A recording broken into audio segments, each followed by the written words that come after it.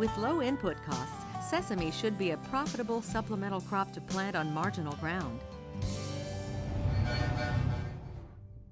A loss of production in Texas, Oklahoma, and Kansas led a developer, processor, and marketer of sesame to approach farmers in other states, including Arkansas, to help fill the void.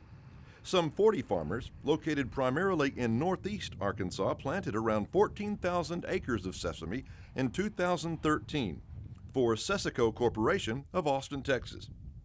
Most individual plots were 250 to 300 acres.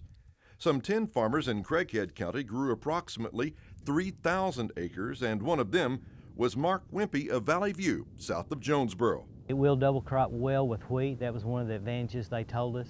But most every farm anywhere has a few hundred acres that are marginal ground. They have trouble irrigating, or it's high ground they can't irrigate at all. I think that's where sesame is going to be a perfect fit on the marginal ground that you just can't turn a profit with any crop. I think this has a potential to turn those non-productive acres into a profitable part of your farm. Sesame has a production cost of only $70 to $80 per acre, compared to more than $500 per acre for rice. One reason is that it only requires about 60 units of nitrogen fertilizer.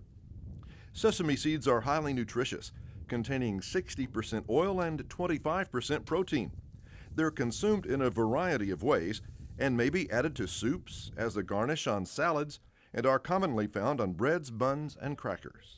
They have told us that if this works in our area and enough acres get put into production and we do it consistently, they're looking at putting a processing plant here, because right now the only one is in Enid, Oklahoma, and that's pretty far travel to haul this sesame seed that far. So I think there'll be one somewhere in the northeast Arkansas or Missouri or Mississippi, somewhere in this area. I think there will be one in the future if enough acres to justify it.